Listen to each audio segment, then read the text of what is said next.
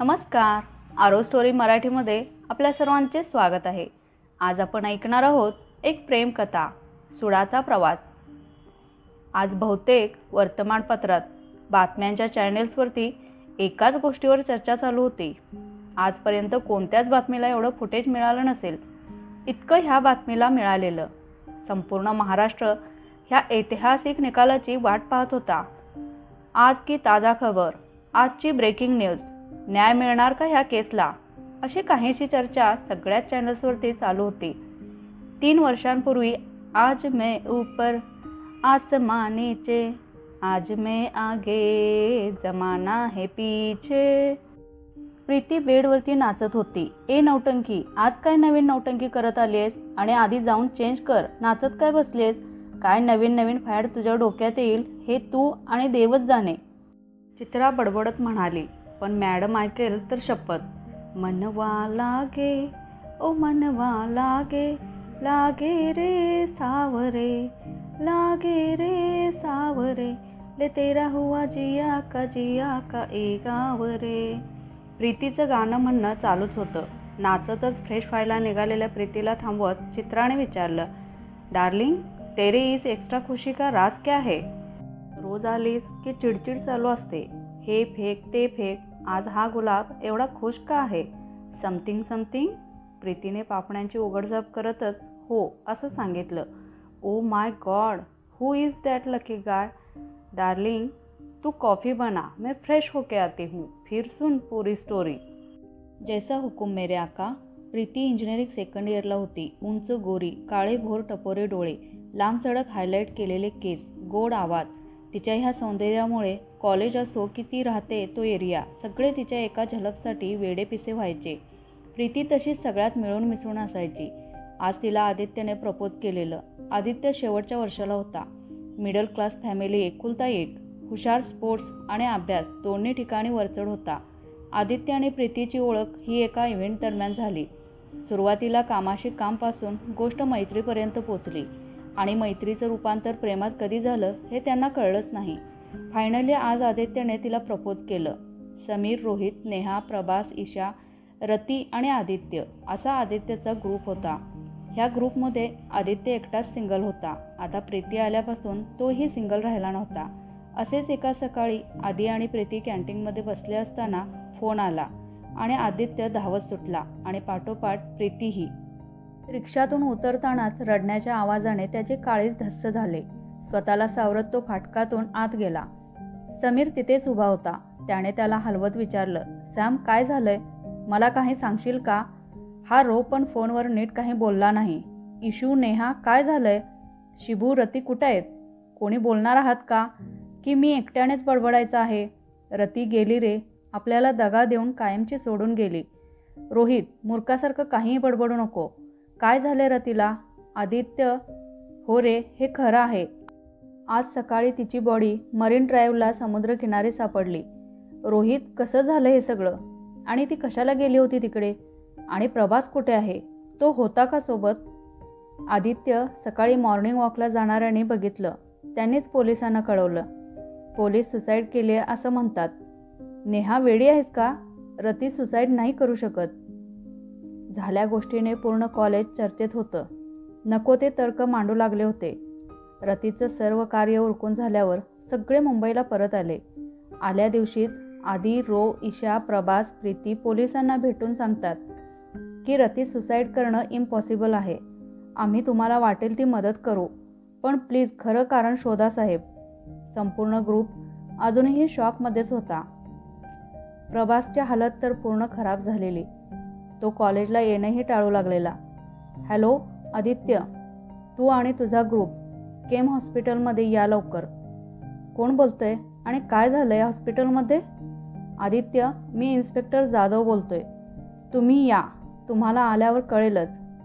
Inspector Jadhav, आम्ही पोचतो लवकरच, म्हणत आदित्य आणि प्रीती हॉस्पिटलला जायला निघाले. दोघेजण हॉस्पिटलला पोचतात. इन्स्पेक्टर जाधव समोरच उभे असतात. बोला साहेब, काय झालं? आधी या माझ्या मागे, असं म्हणून इन्स्पेक्टर जाधव त्यांना शयनगृहात घेऊन जातात. तिथे असलेल्या प्रेतांपैकी दोघांच्या चेहऱ्यावरील पांढरे कपडे काढून ओळख विचारतात. प्रभास आणि नेहाला समोर बघून आदित्य बेशुद्ध होतो. आज 2 आठवडे झाले ह्या गोष्टीला. आदित्यचे लाईफ चेंज झालेली. फर्स्ट इयरला आलेला तेव्हा त्याची ओळख ह्या सगळ्यांशी झाली आणि त्यांचा ग्रुप बनला. जिथे जातील तिथे एकत्र जायचे. सगळे आपापले गाव सोडून करिअरची पुढली वाट धरायला मुंबईला आलेले. कोणाची तरी नजर लागावी अशी बॉन्डिंग होती त्यांची. आणि खरंच त्यांच्या ग्रुपला नजर लागली. आधी रती, मग प्रभास आणि नेहा एक एक करत देवाघरी गेले. स्थळ पोलीस स्टेशन. पवार, त्या पोरांचे पोस्टमॉर्टमचे रिपोर्ट आले का?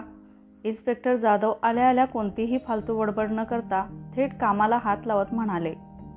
हो सर, आत्ताच घेऊन आलो. पवार रिपोर्ट देत म्हणाले. काय म्हणतायत रिपोर्ट्स? रिपोर्ट चाळत जाधवांचा प्रतिप्रश्न.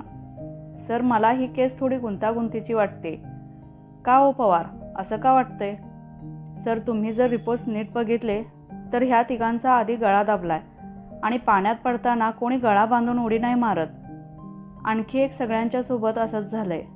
रतीचे रिपोर्ट दाखवत पवार बोलत होते. तो पोरगा, त्यांचा मित्र, काय नाव बरं त्याचं? आदित्य, पवार म्हणाले. हां, त्याला बोलवून घ्या एकदा चौकशीसाठी. ठीक आहे साहेब. आदित्य पवारांचा निरोप मिळताच पोलीस स्टेशनला आला. ये आदित्य, बस. इन्स्पेक्टर जाधव म्हणाले.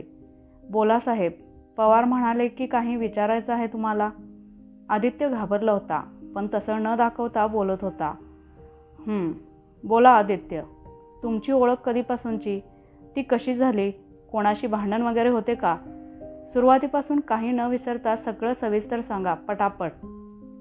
इन्स्पेक्टर जाधव आपल्या टेबलवर ठोकळा फिरवत बोलत होते. सगळं सांगतो साहेब. मी आदित्य, साताऱ्याचा. तसंच रती, मोहित, नेहा आणि प्रभास हे पण त्यांच्या त्यांच्या गावावरून शिक्षणासाठी इथे आलेले. बहुतेक हेच कारण असावं आम्ही एकत्र असण्याचं. यातच रती आणि प्रभास आणि इकडे नेहा आणि मोहित यांचं एकमेकांवर प्रेम बसलं. या सगळ्यात मी एकटाच सिंगल होतो. पण प्रीतीच्या येण्यामुळे ती कसर पण भरून निघाली. आम्ही खूप धमाल करायचो. Canteen, submission, month end, funding problem, काहीही असो. असं म्हणतात दुःख कोणी कोणाला देऊ शकत नाही, पण आम्ही वाटून ते हलकं करायचो. सगळं व्यवस्थित चाललं असताना मध्येच माशी शिंकली आणि आज तिघेजण आमच्यात नाहीत. आदित्य रडत रडत सांगत होता.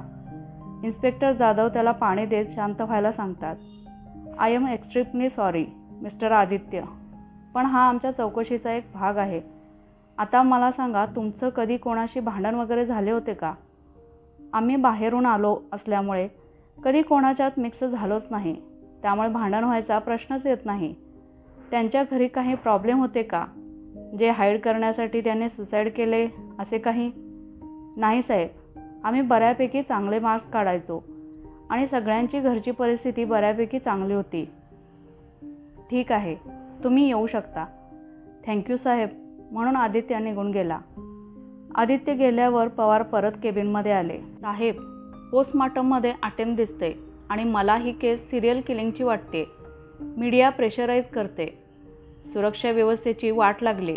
सुसाईड की मर्डर? आपल्याला लवकरात लवकर ॲक्शन घ्यायला पाहिजे साहेब. पवार त्यांच्यासोबत सापडलेल्या सगळ्या गोष्टी घेऊन या आणि त्यांचे कॉल रेकॉर्ड चेक करा. हो सर, लगेच कामाला लागतो. सुसाईड की मर्डर? पोलीस तपास करत आहेत नेहमीप्रमाणे. सरकारने यावर लवकरात लवकर ॲक्शन घेतली पाहिजे. या घटनेला 3 आठवड्याहून अधिक दिवस होऊनही पोलिसांचे उत्तर तपास चालू आहे हेच आहे. अशा प्रकारच्या बातम्या सगळ्या बातम्यांच्या चॅनेल्सवरती चालू होत्या. संपूर्ण महाराष्ट्र या घटनेची हळहळ व्यक्त करीत होता. रोहित आणि नेहाच्या घरच्यांच्या दुःखात सगळे सामील झाले होते.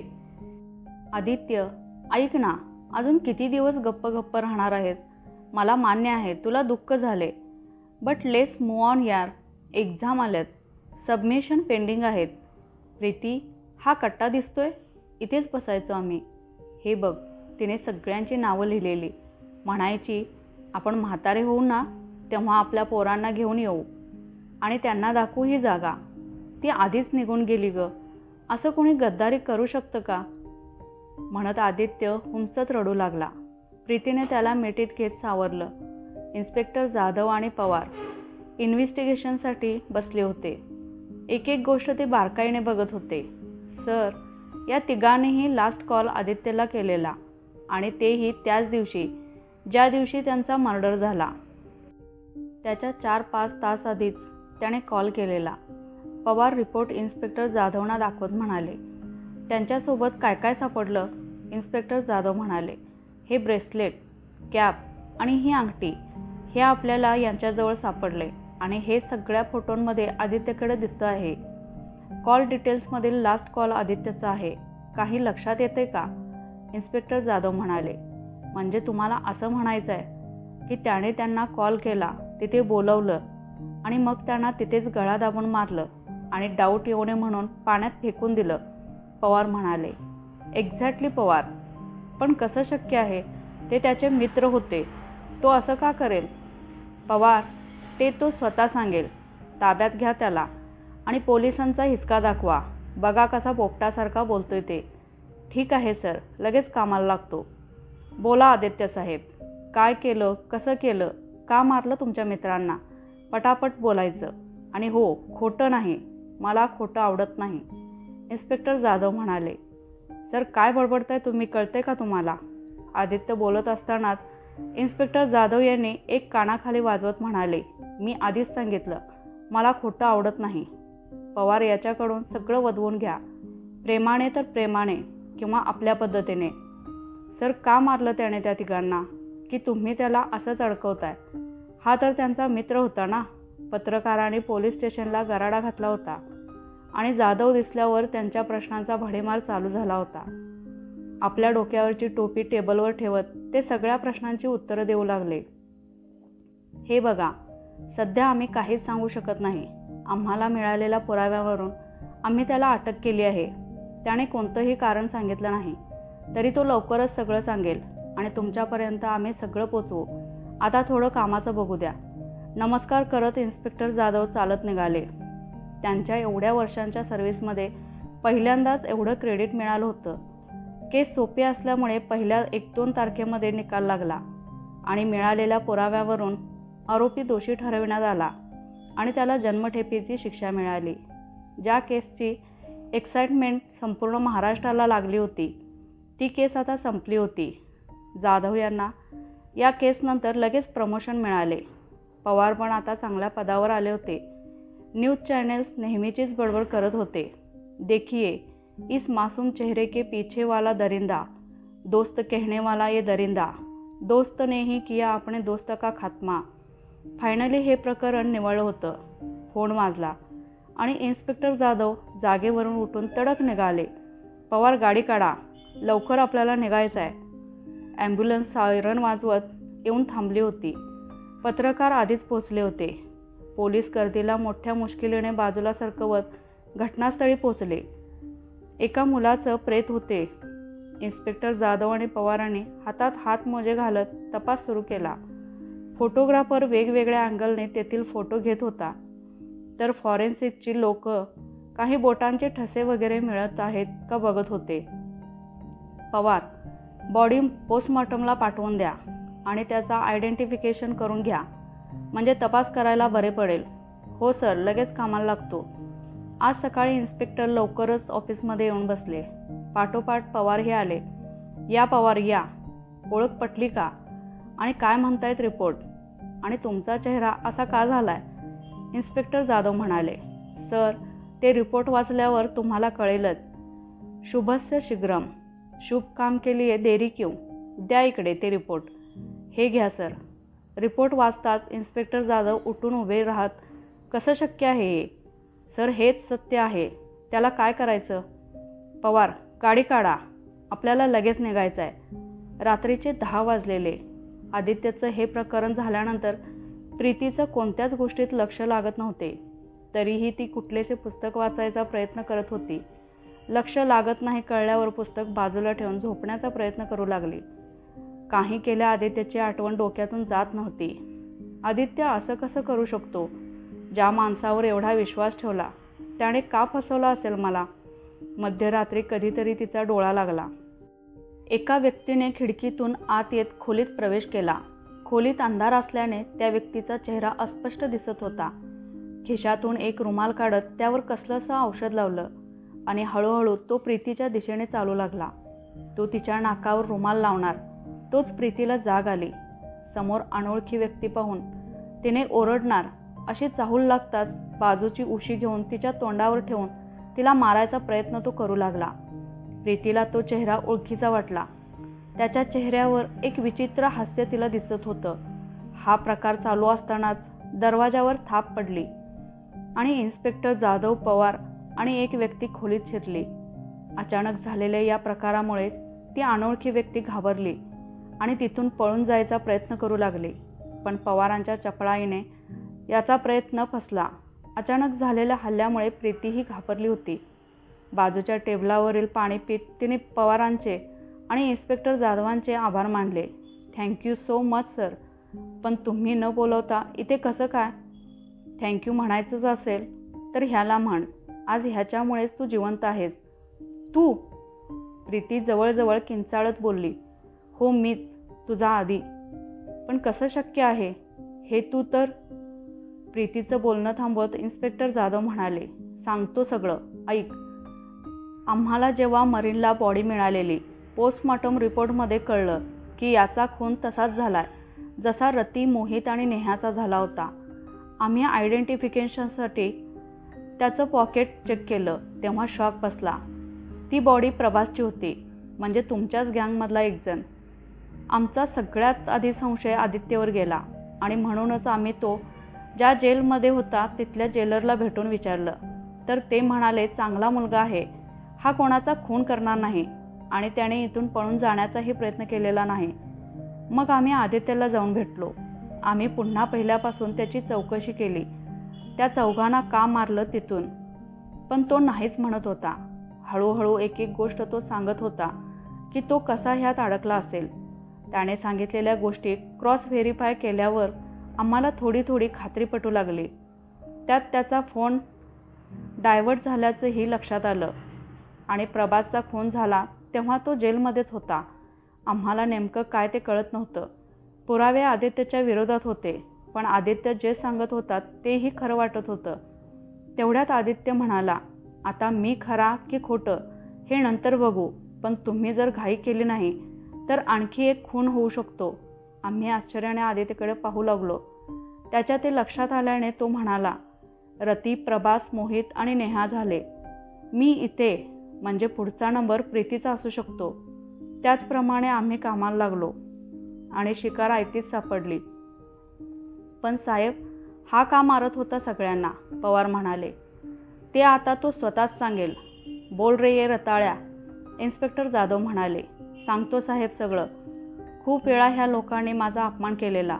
सतत याचा जाता टोमणे मारायचे. म्हणून ठरवलं संपून टाकायचं या सगळ्यांना. रोजचा ताप नको. एकदा माझ्या ग्रुपमध्ये आणि ह्यांच्यात भांडण झालेलं तेव्हाच डोक्यात गेलेले. सगळं व्यवस्थित चाललेलं. 4 जण वरती गेलेले, हा आतमध्ये. हिला चोरीच्या उद्देशानं मारलं असं दाखवायचं आणि पळून जायचं गावी सगळ्यांपासून दूर. पण वाचली ही साली. पुढे काय बोलणार एवढ्यात पवार याने त्याच्या कानाखाली मारली आणि त्याला ताब्यात घेतलं. आज बहुतेक वर्तमानपत्रात, बातम्यांच्या चॅनल्सवरती एकाच गोष्टीवर चर्चा चालू होती. आजपर्यंत कोणत्याच बातमीला एवढं फुटेज मिळालं नसेल इतकं ह्या बातमीला मिळालेलं. संपूर्ण महाराष्ट्र ह्या ऐतिहासिक निकालाची वाट पाहत होता. आज की ताजा खबर, आजची ब्रेकिंग न्यूज. न्याय मिळणार का ह्या केसला, अशी काहीशी चर्चा सगळ्याच चॅनल्सवरती चालू होती. आदित्यने त्याची वाया गेलेल्या 1 वर्षाची नुकसान भरपाई मागितली होती. त्याची मागणी सरळ होती की समाजाचा माझ्याकडे बघण्याचा दृष्टिकोन बदललाय. माझं लास्ट इयर वाया गेले. माझ्या घरच्यांनी माझ्याशी असलेले सगळे संबंध तोडलेत. त्याची भरपाई मिळाली पाहिजे. आज कोर्टात सुनवाई होण्याचा दिवस होता. सरन्यायाधीश कदम हे या केसनंतर रिटायर होणार होते. त्यांच्या कारकिर्दीतील ही सगळ्यात ऐतिहासिक सुनवाई असल्याची चर्चा बाहेर चालू होती. ॲडव्होकेट इनामदार सरकारी वकील म्हणून काम बघणार होते. हातातील पेपर वाचत न्यायाधीश कदम म्हणाले, सदर केसमध्ये सरकारी वकील म्हणून ॲडव्होकेट इनामदार हे आहेत, तर मिस्टर आदित्य त्यांची केस ते स्वतः लढत आहेत. मिस्टर आदित्य, मी तुम्हाला कळवू इच्छितो की जर हा निकाल तुमच्या विरुद्ध लागला तर तुम्हाला वरच्या कोर्टात जाता येणार नाही. ओके, आदित्य म्हणाला. Advocate Inamdar, please proceed. Thank you जज साहेब. तर मिस्टर आदित्य यांनी केलेला हा दावा म्हणजे निव्वळ पोरखेळ आहे. याला कोणताही संदर्भ नाही. फक्त आणि फक्त पब्लिक स्टंटसाठी त्यांनी ही केस टाकलेली आहे. तर न्यायमूर्ती, माझी अशी विनंती आहे की हे केस स्ट्रेट अवे डिसमिस करावी. That's all. Thank you. Okay mister Aditya, your proceed. Thank you my Lord. वकील साहेबांनी म्हटलं तसं कोणताच पब्लिक स्टंट वगैरे मला करायचा नाही आहे, कारण मला ऑलरेडी लोकांचं भरपूर फुटेज मिळालं आहे. खुनी, दरिंदा, मौत का तूफान, दोस्त के नाम पर काला टिक्का वगैरे. मला फक्त हा डाग पुसायचा आहे आणि माझ्या मागण्या पण सरळ आहेत. मला न्याय मिळाला पाहिजे एवढीच विनंती आहे. तुम्हाला पोलीस डिपार्टमेंटने आत टाकलं, तुम्ही त्यांच्यावर केस करा. तुम्ही जे मागता याची कायद्यात कोणतीच तरतूद नाही आहे. त्यामुळे तुम्ही जरी पर्टिक्युलर डिपार्टमेंटवर केस टाकली तरी त्याचा काहीच उपयोग होणार नाही. त्यापेक्षा तुम्ही केस मागे घ्या आणि तुमचं उरलेले आयुष्य सुखाने जगा. ॲडव्होकेट इनामदार म्हणाले. मला पोलिसांनी पकडलेलं तेव्हा त्यांची सुनवाई ह्याच न्यायालयात झालेली. विविध न्यूज चॅनेल्स, सरकारी नेते यांनी वाटेल त्या भाषेत माझ्या करिअरवर चिखल उडवला. माझ्या कॉलेजने मला रस्टिकेट केलं. म्हणजे एका सामान्य माणसाच्या आयुष्यात होतं तसं काहीच माझ्या बाबतीत होत नाही आहे. मला न्याय मिळालाच पाहिजे, आदित्य म्हणाला. सरळ वाटणारी ही केस आता गुंतागुंतीची होत चालली आहे आणि आपलं सरकार हे लोकशाही सरकार आहे. इथे प्रत्येकाला न्याय मागायचा अधिकार आहे आणि ह्यामुळेच मी ही केस रजिस्टर करतोय आणि आरोप प्रत्यारोप करून ह्याचा निर्णय दिला जाईल. पुढल्या तारखेला ह्याची सुनवाई होईल. न्यायाधीश म्हणाले. निर्णयाचा दिवस. मिस्टर आदित्य, मी तुमच्या मागण्या वाचल्या. आजचा हा निकाल पूर्ण देशासाठी ऐतिहासिक क्षण असेल. यात कोणतीही चूक होऊ नये म्हणून आम्ही एक कमिटी बसवली होती आणि त्यात सगळ्या गोष्टींचा विचार करून, चर्चा करून एकमताने आम्ही निर्णय घेतला आहे. तर तुमची पहिली मागणी अशी होती की आईबाबांनी तुमच्याशी संबंध तोडला आहे. तर इन्स्पेक्टर जाधव स्वतः तुमच्या गावी आईवडिलांना भेटून आलेत. त्यांना सत्य समजले आणि ते तुमच्या पाठीशी आहेत. तुमची दुसरी मागणी. समाजाचा दृष्टिकोन तर लोक 4 दिवस बोलतात आणि कालांतराने विसरून जातात. त्यावर पर्याय नाही. तुम्हाला जे काही 3rd डिग्री भेटली ते काय परत येऊ शकत नाही. पण एका संस्थेमार्फत तुमच्या फॅमिलीचा आम्ही मेडिक्लेम करतोय. राहिला कॉलेजचा वाया गेलेला वेळ तर तो परत आणणं शक्य नाही. पण कॉलेजने तुमचं रस्टिकेशन कॅन्सल केलं आहे आणि तुम्ही तुमचं राहिलेलं शिक्षण पूर्ण करू शकता. आणि जॉबचं म्हणाल तर ते तुमच्या वैयक्तिक अभ्यासावर मिळेलच. ह्या केसमुळे त्यात व्यत्यय येणार नाही. मी आशा करतो की तुम्हाला हा निर्णय मान्य असेल. न्यायाधीश म्हणाले. मला मान्य आहे. हे जे झालं ती वेळ चुकीची होती, आपण कोणी नाही. तरीही सन्माननीय कोर्टाने जो काही निर्णय दिला आहे तो मला मान्य आहे. माझ्यासारख्या एका छोट्या मुलाचा ऐकून निर्णय दिला त्यासाठी मी आपला मनपूर्वक आभारी आहे. खूप खूप धन्यवाद. जमलेल्या सगळ्याच लोकांनी टाळ्या वाजवत कोर्टाच्या निकालाला संमती दर्शवली. पुढे त्या गुन्हा केलेल्याला शिक्षा दिली आणि आदित्यला सोडण्यात आलं. आजची कथा आवडली असेल तर व्हिडिओला लाईक करा आणि कमेंटद्वारे तुमच्या प्रतिक्रिया कळवा आणि अशाच आणखीन कथा ऐकण्यासाठी चॅनेलला सबस्क्राईब करा. धन्यवाद.